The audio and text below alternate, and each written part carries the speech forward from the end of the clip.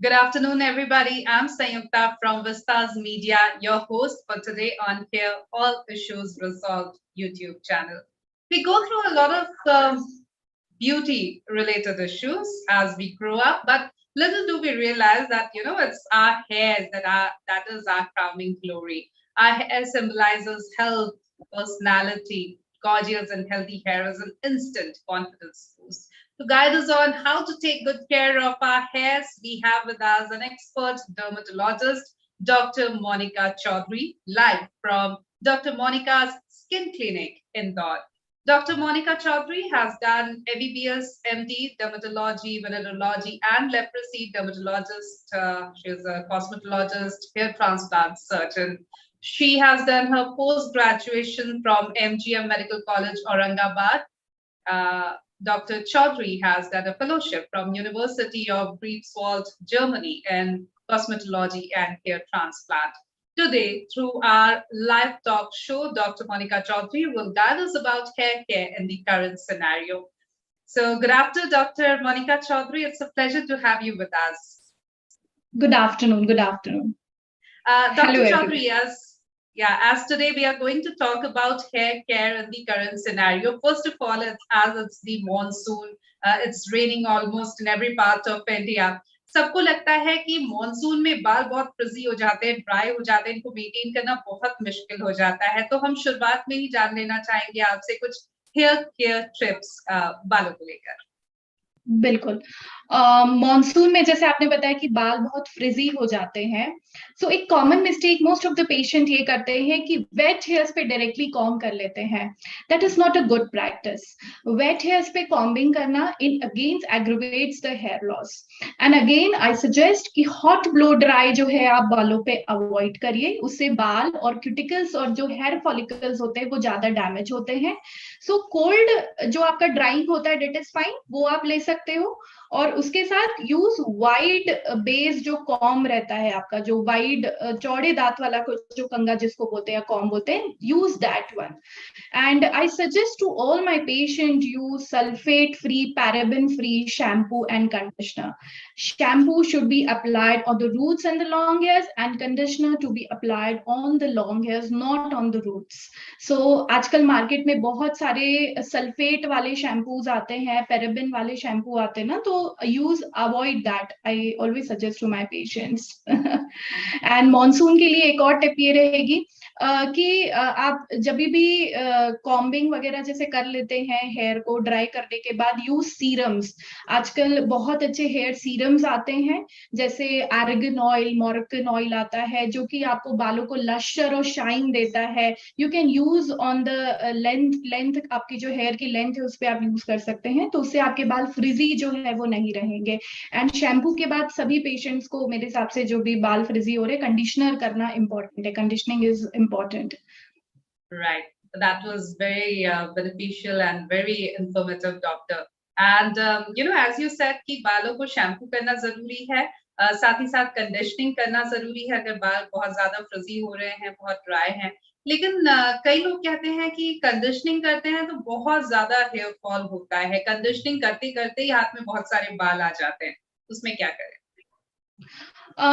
देखिए, यूजुअली क्या होता है, जो नॉर्मल हमारा जो हेयर लॉस होता है ना, वो अप टू 180 तक नॉर्मल होता है. इवन आई कैन से अगर 200 हेयर लॉस भी आपका हो रहा है per day, that is scientifically normal. अब क्या होता है, जब भी हम नॉर्मली पेशेंट्स में जो हेयर काउंट करते हैं कि हेयर लॉस हो रहा है, ज्यादातर 80% पेशेंट हमें यही बोलता है क्लिनिक पे कि मैडम शैम्पू करा और कंडीशनर करा और बहुत ज्यादा बाल झड़े. मगर ये बाल झड़ना अगर 180 to 200 तक भी है ना, so don't worry. I suggest don't worry. 200 के अबव अगर रहता है तो देयर इज समथिंग डिसऑर्डर, चाहे वो न्यूट्रिशनल डेफिशिएंसी या मेनी रिलेटेड फैक्टर्स हो सकते हैं. और यूजुअली जैसे इस टाइप का जो हेयर लॉसेस होता है, ये इट कैन बी ट्रीटेबल. इसको हम आराम से इसको ट्रीट भी कर सकते हैं. सो आई सजेस्ट कि डे 1 अगर शैम्पू पे अगर आपका हेयर लॉस हो रहा है, सो डोंट वरी. आपको जो काउंट करना है हेयर, वो डे 2 to day 4 काउंट करना है. अगर आपका डे 2 से day 4 after shampooing hair loss कम है, that means your hair count is normal. अगर वो 200 से कम है, that means it is normal. So shampooing में अगर बाल झड़ भी रहे हैं, कंडीशनिंग में अगर बाल झड़ भी रहे हैं, don't worry, these are your dead hairs, these are your telogen hairs. बाल जड़ेंगे नहीं तो नए बाल कैसे आएंगे? ठीक है, so don't worry at all. Exactly और कई लोग तो इस डर से ही शैम्पू तक नहीं करते हैं कि बाल झड़ेंगे, बहुत सारे बाल हाथ में आ जाएंगे, तो शैम्पू नहीं करना ये कितना ज्यादा नुकसानदायक हो सकता है? शैम्पू अगर आप नहीं करेंगे तो आपका स्कैल्प हाइजीन पुअर रहेगा। आपका जो भी डर्ट है, पोल्यूशन है, वो सब कुछ हेयर पोर्स को या हेयर फॉलिकल्स को ब्लॉक्ड कर देता है, and again it causes more of hair fall. So I suggest, अगर हमारे पेशेंट्स को अगर ट्वाइस अ वीक या थ्राइस अ वीक भी अगर मैं यूजुअली रेकमेंड करती हूँ कि आप क्लेंजिंग करें, बिकॉज क्लेंजिंग इज इम्पॉर्टेंट। अगर वो चीज नहीं करेंगे तो आपके पोर्स और ज्यादा ब्लॉक्ड होंगे, आपके क्यूटिकल्स और ज्यादा डैमेज होंगे। तो आप ये ना डरे कि मेरे बाल झड़ रहे हैं, आपके बाल झड़ेंगे, मगर अगर वो नॉर्मल 150-200 तक भी झड़ रहे हैं तो कोई दिक्कत नहीं है। अगर वो उससे ज्यादा जाए तो देयर आर ट्रीटमेंट्स अवेलेबल। आप प्रॉपर ट्राइकोलॉजिस्ट को दिखाइए, डर्मेटोलॉजिस्ट को दिखाइए और ट्रीटमेंट लीजिए। एग्जैक्टली तो पहले तो अगर 100-200 बाल झड़ रहे हैं तो चिंता करने की जरूरत नहीं है, लेकिन अगर इससे ज्यादा झड़ रहे हैं तो भी चिंता मत कीजिए, लेकिन हाँ, डॉक्टर को, एक्सपर्ट को जरूर दिखाइए, ये बहुत ज्यादा जरूरी है। हम लाइफस्टाइल को लेकर भी डॉक्टर थोड़ा बात करेंगे, क्योंकि आज हम बात करने वाले हैं कि करंट सिनेरियो में जिस तरह का एनवायरनमेंट हो गया है, जो स्ट्रेस लेवल हो गया है, खान पान जिस तरह का हो गया है, definitely I am sure it plays a lot of role in hair loss. Yes yes, क्या किस तरह से ये हमारे हेयर पे इम्पैक्ट करता है? आई सजेस्ट हेल्दी लाइफस्टाइल और हेल्दी डाइट ऑप्ट करना चाहिए। आजकल खा रहे हैं pizza, burger, noodles, avoid this. Junk foods में आपको कुछ भी न्यूट्रिशन नहीं मिलेगा। अगर हम प्रॉपर अपन बोले तो इंडियन मील, इवन जो हमारा देसी मील है ना, दैट इज वेरी गुड। हमें दाल मिलती है, उसमें प्रोटीन मिलता है। आप आलमंड्स लीजिए, नट्स लीजिए, प्रॉपर मल्टीग्रेन रोटी, get all the nutrient, take good amount of iron, natural sources में आप डेयरी प्रोडक्ट्स लीजिए। सो बालों के लिए न्यूट्रिएंट इंपॉर्टेंट है। जैसे सपोज हम बात करें विटामिन सी, विटामिन सी जैसे आप मॉर्निंग में उठ के अगर आंवला जूस ले लेते हैं खाली पेट, तो that is good for your health and even for your body. ठीक है। Second thing, if you go to the iron part, iron में आप जैसे ग्रीन लीफी वेजिटेबल्स हो गए, you soaked raisins, black raisins आप रात में सोक कर लीजिए, आलमंड सोक कर दीजिए, आप मॉर्निंग में उसको कंज्यूम करिए, you will get amino acids as well as iron also. Salad में आप बीट रूट का यूज करें, सीजनल ग्रीन लीफी वेजिटेबल्स आप यूज करें, गुड़ या jaggery which is very good even for the digestion, आप उसको मील्स के बाद थोड़ा सा कंज्यूम कर सकते हैं। And take a good protein diet also, जैसे एग है, even the nonveg is very good, fish आप यूज कर सकते हैं, ओमेगा 3 उसमें बहुत अच्छा मिलता है, that is good for the hair. So and nowadays ना आजकल बहुत ज्यादा स्ट्रेस है, तो स्ट्रेस को कम करने के लिए हम लोग योगा या प्राणायाम पे भी, it is not just the food, ठीक है, उसके साथ बहुत सारे फैक्टर्स होते हैं जो कि बालों के लिए इंपॉर्टेंट है। तो exercise, good diet, exercise, yoga and pranayam, again it is important for the healthy hair. Right, बहुत अच्छे से आपने बता दिया कि किस तरह से एक बैलेंस लाइफस्टाइल के साथ, एक हेल्दी लाइफस्टाइल के साथ हम जो है अपने बालों को भी हेल्दी रख सकते हैं, अपने आप को तो हेल्दी रख ही सकते हैं। डॉक्टर, कई बार होता है कि बहुत कोई बीमार पड़ता है, टाइफाइड हो गया है, ट्यूबरकुलोसिस हो गया है, कोई भी इलनेस है, उसके बाद बाल बहुत झड़ते हैं। और कई बार ये भी होता है कि बहुत ज्यादा बाल झड़ते हैं, तो जैसे पुराने जमाने में नहीं नानी दादी टोक देती थी, अरे बाल झड़ रहे हैं, जरूर कहीं तुम एनीमिक तो नहीं हो गई हो, जाके टेस्ट करा लो। तो इन दोनों ही सिचुएशंस के बारे में आपसे जानना चाहेंगे कि क्या करें? एक तो बीमारी से बाल झड़ना और दूसरा बाल झड़ रहे हैं, मतलब कोई अंडरलाइन मेडिकल कंडीशन है, क्या करें? बालों के लिए इलनेस एक मोस्ट कॉमन पॉजिटिव फैक्टर हम बोल सकते हैं जिसके कारण हेयर लॉस होता है। Hair loss can be acute, it can be chronic. Acute मतलब कोई चीज बहुत सडन होता है, क्रॉनिक मतलब बहुत लंबे टाइम से कुछ लॉस हो रहा है। जैसे अभी करेंट सिनेरियो में बात करें कोविड, कोरोना के बाद, कोविड इन्फेक्शंस के बाद बहुत ज्यादा पेशेंट्स में हेयर फॉल हुआ। उसका इम्पैक्ट कि आपको वायरल इन्फेक्शन हुआ है, may be because of drug intake, may be because of the virus, आपके बॉडी से न्यूट्रिएंट भी लॉस हुआ, ठीक है, ड्रग का भी साइड इफेक्ट हुआ, और उसकी वजह से बहुत दुगनी स्पीड पे पेशेंट्स के बाल झड़े। अच्छा, ये सब बीमारियों में ना कभी भी तुरंत हेयर फॉल नहीं होता है, हमेशा वायरल के या टाइफॉइड, मलेरिया, जॉइंटिस कुछ भी हुआ है वो 2 to 3 वीक्स के बाद ही बॉडी में असर दिखता है, क्योंकि हमारे बॉडी से न्यूट्रिएंट लॉस होते हैं, और उसका डैमेज जो होता है वो हेयर फॉलिकल या क्यूटिकल डैमेज करता है, बालों को वीक करता है, और फिर हेयर लॉस स्टार्ट होता है। और ऐसे केसेस में आपको सर्टिफाइड डर्मेटोलॉजिस्ट या ट्राइकोलॉजिस्ट के पास जाकर ट्रीटमेंट लेना चाहिए, बिकॉज इसमें हम लोग ब्लड टेस्ट भी करवाते हैं, जैसे आपका अगर हीमोग्लोबिन कम है, और एक उसका एक और पैरामीटर होता है, that is we can say serum ferritin level, ये एक आयरन का ही पैरामीटर होता है जो कि काफी सारी इलनेसेस में ये कम हो जाता है। अगर वो लेवल कम है तो उसके लिए भी हम लोग न्यूट्रिशन सप्लीमेंट्स या फिर उससे रिलेटेड देते हैं। तो इन टाइप के इलनेसेस में आपको ट्रीटमेंट लेना है, एंड ये सडन नहीं होता है, ये 2 to 3 वीक्स के बाद ही यूजुअली स्टार्ट होता है। एंड बहुत सारे कैंसर पेशेंट्स होते हैं on chemotherapeutic drugs also, even surgery के बाद। हम रिसेंटली फीमेल्स भी देखते हैं जो कि प्रेगनेंसी के बाद भी हेयर लॉस होता है, that is because of hormonal change. तो कारण अलग अलग हैं, but yes, illness is one of the major factor. और अभी रिसेंटली हमारे सामने एग्जाम्पल है Covid, post Covid hair fall बहुत, इवन अभी भी हो रहा है। जुलाई से अक्टूबर का जो मंथ होता है ना, it is a peak for the hair fall. Monsoon के टाइम से ये यूजुअली स्टार्ट हो जाता है। सो 200 के जैसे मैंने बताया अंदर है तो डोंट वरी, 200 के ऊपर है तो बिल्कुल आप दिखाइए डॉक्टर को। हाँ, लेकिन प्रॉब्लम ये है कि जब वो 200 से बढ़ता है हेयर लॉस का काउंट, तो हम डॉक्टर के पास जाने की बजाय और सब कुछ कर लेते हैं। सबसे पहले हम किचन में जाते हैं, जो भी हमको लगता है, चाहे ऑयल कंकॉक्शन बना ले या कुछ कर ले, कुछ लगा ले, ओवर द काउंटर जाके कुछ ले आए, या ऐसे शैम्पू या प्रोडक्ट्स खरीद लेते हैं जिसमें ये दावा किया जाता है कि आपके हेयर फॉल को वो रिस्ट्रिक्ट करेंगे। तो हम तमाम चीजें कर लेते हैं, लेकिन सबसे आखिरी में जब बहुत ही लगता है कि अब तो कुछ भी नहीं हो पाएगा, तब हम डॉक्टर के पास we turn to go. Yes yes, patient काफी लेट आता है हमारे पास, सारे नुस्खे ट्राई करके गूगल पे सर्च करके आता है। एग्जैक्टली। तो कितना मुश्किल हो जाता है ऐसे में। मतलब आप ये चीज कहते हैं कि अगर आप पहले आते तो शायद बहुत आसानी होती, या बहुत सारे बाल आपके बच जाते, और अब बहुत डिले हो गया है। हाँ, पेशेंट्स को हम बोलते तो हैं, बट यूजुअली हमारे पास पेशेंट लेट ही आता है, सब चीजें ट्राई करके आता है। बट पेशेंट्स को मैं हमेशा समझाती हूँ कि अगर आपका कुछ सिग्निफिकेंट लॉस हो रहा है, आप ऐसा ओटीसी ब्रांड कुछ भी पिकअप मत करो। आप गूगल पे सर्च करके, जैसे हमारे इंडिया में ना ऑयल का कॉन्सेप्ट बहुत ज्यादा अलग है। जैसे अगर मैं डर्मेटोलॉजी पॉइंट ऑफ व्यू से बोलूँ ना, तो oil is just for nourishment, ठीक है। और अगर वो ऑयल में इंग्रेडिएंट अच्छे हैं, जैसे I can say argan oil, Moroccan oil, even the coconut oil is good, ठीक है। बाकी भृंगराज बहुत अच्छा है बालों के लिए। मगर बहुत सारे आजकल ना कि कैस्टर ऑयल लगा लो, कुछ भी और भी बहुत सारे इंग्रेडिएंट रहते हैं ऑयल की, ये ऑयल लगा लो, तो ऐसा नहीं होता है। इवन आप बहुत ज्यादा ऑयल लगाओगे ना, तो अगर पेशेंट को सपोज ये मानसून का सीजन है, इसमें डैंड्रफ हो जाता है, अगर वो डैंड्रफ ज्यादा पोर्स पे प्लॉक्ड हो गया, और जब पेशेंट जब वॉश करेगा तो और ज्यादा दुगनी स्पीड से उसके हेयर फॉल होता है। So oil is just for nourishment. Oil is for improving the circulation of the scalp. ठीक है। और हमारे यहाँ इंडिया में क्या है, अगर बाल झड़ रहे तो पहले तेल लगा लो। नहीं, तेल से नहीं होता, आपको ट्रीटमेंट तो लेना पड़ेगा प्रॉपर। नाउअडेज प्रोटीन और पेप्टाइड बेस्ड सीरम्स अच्छे आते हैं।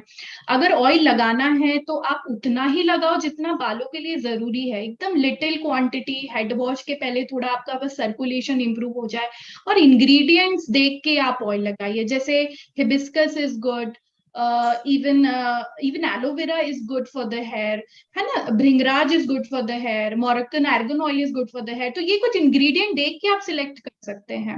सो पेशेंट्स के लिए ये कहीं ना कहीं एक डिफिकल्ट पार्ट हो जाता है, क्योंकि जब हमारे पास पेशेंट आता है ना, तो बहुत ज्यादा सीवियर हेयर फॉल लेके आता है, तो हमें मेडिकेशंस के साथ, ट्रीटमेंट के साथ हम उनका थेरेपी भी यूजुअली स्टार्ट कर देते हैं। मतलब आजकल ना बालों के लिए बहुत अच्छी थेरेपीज होती है, like mesotherapy, there is a PRP that is called as platelet rich plasma therapy.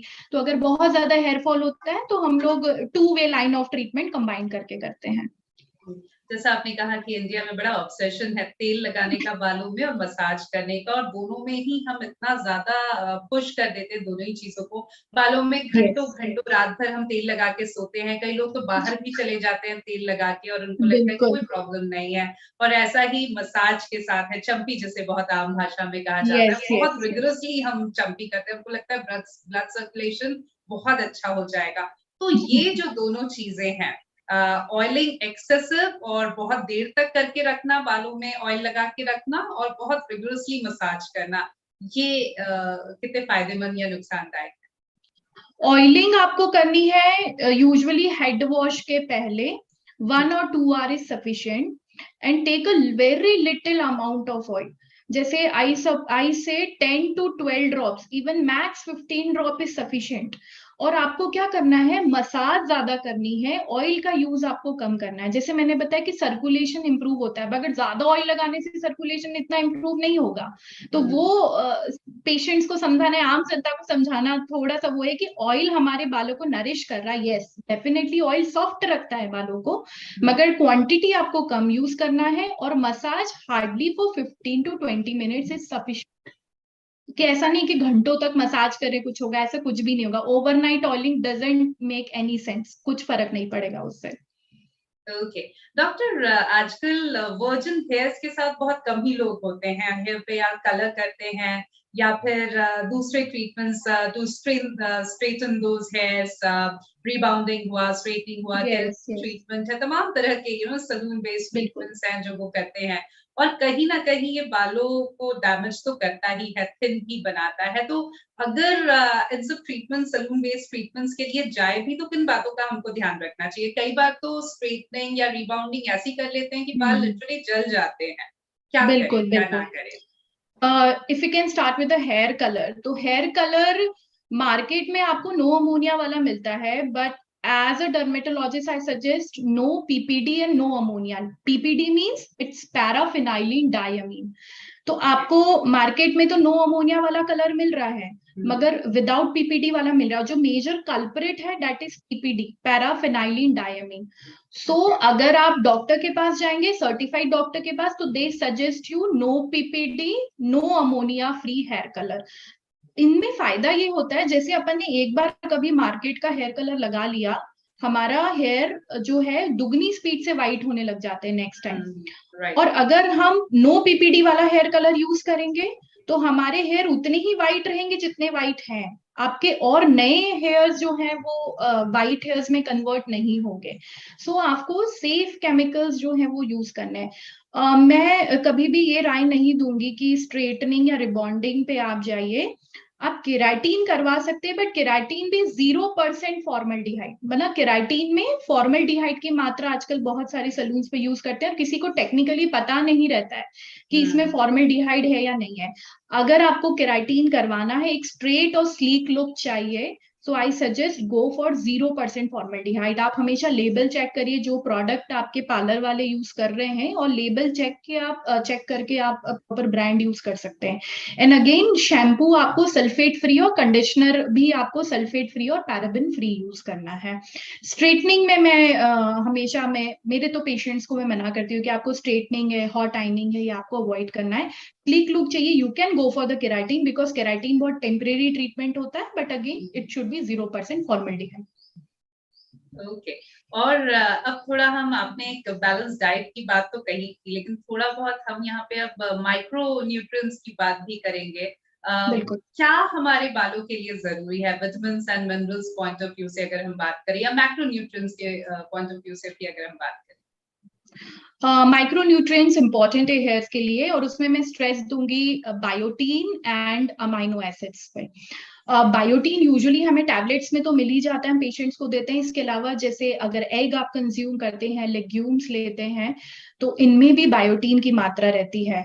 And the second most important is amino acids. Amino acid जितने भी आपके नट्स होते हैं, है ना, नट्स जैसे आपके पीनट्स हो गए, इवन द फ्लैक्स सीड्स हो गए, चना हो गया, है ना, ये आप स्प्राउट्स जैसे हम नॉर्मली बनाते हैं, तो आप वो भी यूज कर सकते हैं। तो इनमें अमीनो एसिड्स की मात्रा बहुत अच्छी होती है। तो I can say the biotin and the amino acid, these two are very important factors, जो कि आपको नेचुरल डाइटरी सोर्सेज में भी मिल जाते हैं। इसके अलावा इंपॉर्टेंट है विटामिन सी, विटामिन ए, तो एंड विटामिन बी, ये 3 चीजें भी बालों के लिए आपको इंपॉर्टेंट है। तो विटामिन ए तो यूजुअली जैसे हमने कैरेट्स ले लिए, येलो फ्रूट्स ले लिए, येलो वेजिटेबल्स ले लिए, इसमें आपको विटामिन ए मिल जाएगा। Vitamin C, all the citrus fruits जितने भी हैं, you will get vitamin C. आंवला, मैंने जैसे बताया कि आंवला कंज्यूम डेली करिए, इवन एलोवेरा इज गुड। तो ये कुछ न्यूट्रिएंट्स होते हैं, ये बालों के लिए इंपॉर्टेंट है। तो ये न्यूट्रिएंट्स बालों के लिए इम्पोर्टेंट है, ये तो हम समझ गए कि अगर हम सीजनल फ्रूट्स खाएंगे, येलो फ्रूट्स खाएंगे, वेजिटेबल्स खाएंगे, ग्रीन लीफी वेजिटेबल्स खाएंगे, तो उनको एक तरह से Yes. सब बैलेंस मिल जाएगा, नट्स खाएंगे, तमाम चीजें। लेकिन लोग इसकी बनस्पत ओवर द काउंटर जाके न्यूट्रिएंट सप्लीमेंट्स लेना ज्यादा पसंद करते हैं, और हेयर लॉस के केस में तो इतना कॉमन हो गया है, सबको पता है कि अच्छा जिंक ले लो या बायोटिन ले लो, आयरन Yes, yes, सप्लीमेंट्स ले yes. Low, and it will solve the problem. Problem solve हो ना हो, क्या ये एक तो ये प्रॉब्लम सॉल्व करता भी है, और दूसरा क्या ये खतरनाक हो सकता है बिना किसी के एडवाइस के जाके लेना? बिना एडवाइस के में नहीं लेना चाहिए, बिकॉज ना इनका एक प्रॉपर डोसेज होता है, वो आम जनता को पता नहीं होता है हमें कितना लेना चाहिए। Even excess of these vitamins, even excess of biotin again causes the reverse hair fall.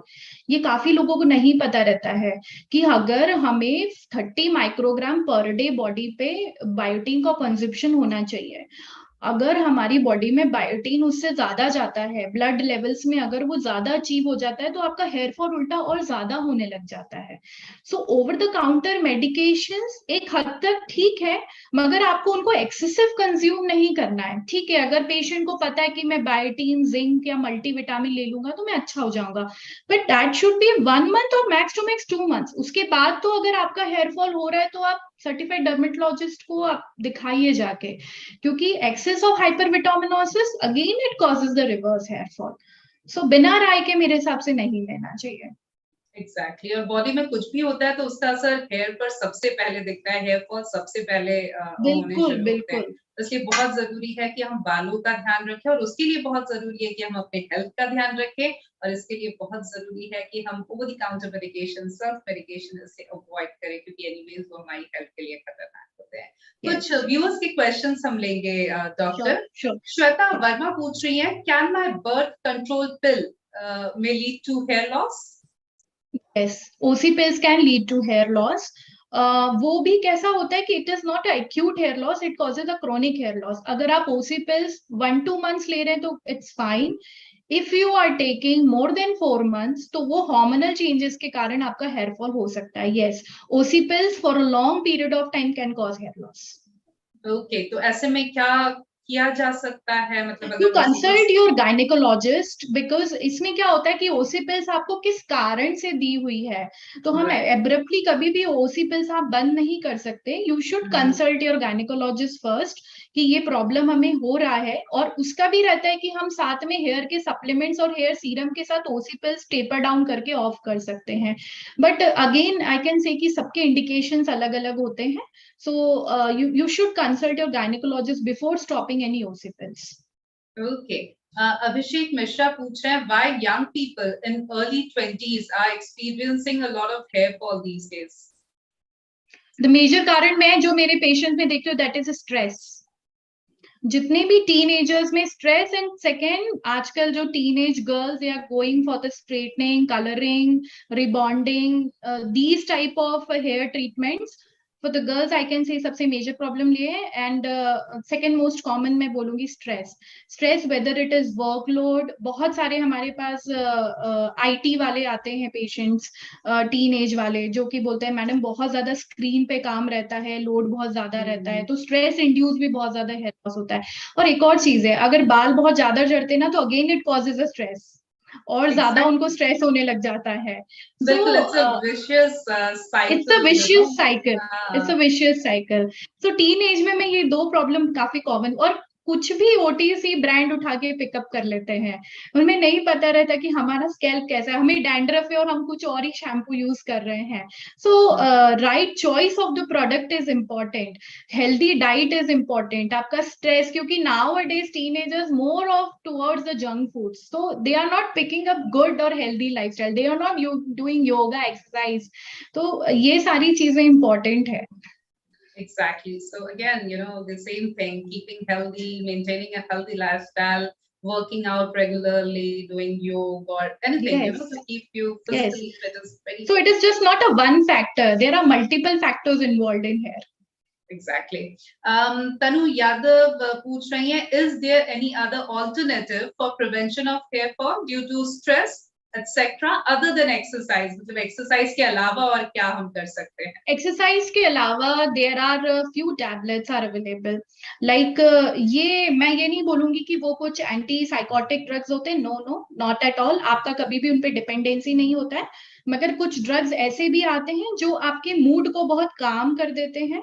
ठीक है, आपको स्ट्रेस लेवल जो बॉडी में रहता है उसको ड्रॉप डाउन कर देते हैं। तो यूजुअली अगर ऐसे कुछ पेशेंट्स रहते हैं जो बहुत ज्यादा डिप्रेशन में जाते हैं हेयर फॉल को लेके, सो अंडर गाइडेंस हम उनको ऐसे प्रिस्क्रिप्शंस में पिल्स वगैरह है एडवाइस करते हैं। एक्सरसाइज और ये तो एक थिंग है ही, but treatment point of view से भी हम बोले तो आजकल टैबलेट्स आती हैं without any side effects. You can go for, you can consult your doctor, आपको बिल्कुल होती हैं ये सारी चीजें possible. So Tanu, please go and consult a doctor. That's really important. Ankita Mehra पूछ रही हैं, can children face hair loss? If so, then what type of doctor do we got to see? Childrens में hair loss usually nutrition deficiency से ही होता है। बच्चों में तो कोई स्ट्रेस होता नहीं है, ठीक है। तो बच्चों में यूजुअली नॉर्मली जैसे अगर उसको आयरन की कमी है, कैल्शियम की कमी है, बच्चा अगर डाइट में प्रॉपर नहीं ले रहा है तो हेयर लॉस होता है। सेकेंड, शैम्पू, कुछ बेबी शैम्पूज हम लोग प्रेफर करते हैं कि वो ही यूज करना चाहिए। अगर हम काफी हार्श शैम्पू बच्चों में यूज करते हैं, again it causes hair loss. So बच्चों में ये दो फैक्टर्स हैं। तो पहले तो आप मल्टीविटामिन साइरप आप ट्राई कर सकते हैं। स्टिल अगर आपको ऐसा लग रहा है कि बच्चा इंप्रूव नहीं कर रहा है, देन फिर आप डॉक्टर को कंसल्ट करके आप उसके कुछ ब्लड टेस्ट करवाइए। एंड सेकेंड मोस्ट इंपॉर्टेंट, आप उसकी डाइट में न्यूट्रिशन ऐड करिए। आयरन, कैल्शियम, प्रोटीन, ये सब बच्चे को आपको डाइट में देना है कि वो मिल्क रेगुलर ले, है ना। ऑल द दाल, जैसे मिक्स दाल आप उनको दे सकते हो। तो इस टाइप के कुछ प्रिपरेशंस जो है, बच्चों को प्रोटीन इंटेक आपको बढ़ाना है। तो first I suggest more focus on their diet, और शैम्पू आप बेबी शैम्पू यूज करिए। अगर फिर भी आपका प्रॉब्लम सॉल्व नहीं हो रहा है, then you consult a doctor. Doctor में भी वो पूछ रही हैं किस डॉक्टर को दिखाना है, पीडियाट्रिक को दिखाना है या डर्मेटोलॉजिस्ट को? डर्मेटोलॉजिस्ट को आप दिखाइए, Okay, so डर्मेटोलॉजिस्ट को Ankita, दिखाइए। yeah, Ankita, you have your answer. Dolly Saxena का एक और सवाल हम ले लेते हैं, can a diet change be the cause of my hair loss? Diet change से सिर्फ तो बात नहीं बनेगी। मैं ये बोल सकती हूँ कि डाइट इंपॉर्टेंट है, हेल्दी डाइट डेफिनेटली इंपॉर्टेंट है, मगर आपका हेयर लॉस का कारण क्या है ये जानना बहुत जरूरी है। सपोज अगर आपको कोई क्रॉनिक इलनेस है, ठीक है, अगर आपकी बॉडी में हार्मोनल चेंजेस हो रहे हैं, if you have family history of hair loss, तो फिर उसमें फिर डाइट काम नहीं करेगा, हमें ट्रीटमेंट भी देना पड़ेगा।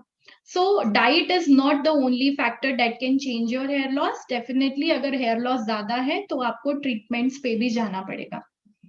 Okay, and as we are moving towards the conclusion part, Dr. Monica, any takeaway message for our viewers? Hair loss के लिए मैं यही बोलूंगी कि आप ओटीसी ब्रांड प्लीज पिकअप ना करें। हमेशा आपके डॉक्टर को दिखाएं, एक हेल्दी लाइफस्टाइल और हेल्दी डाइट की तरफ जाइए। और एक सजेशन मैंने अभी बताया कि sulphate free, paraben free shampoo आपको यूज करना है। And do not use any colour जिसमें बहुत ज्यादा हार्मफुल कलर्स या केमिकल्स या स्ट्रेटनिंग प्रोसीजर है, आप उनमें बालों के लिए ना जाइए। और बहुत ज्यादा दिक्कत है तो please consult certified dermatologist and trichologist, I suggest. Thank you so very much, Dr. Monica. बहुत अच्छी बातचीत आपसे हुई, आपने अपना वक्त हमारे लिए Thank you, लगाया। my pleasure. Thank you. My pleasure.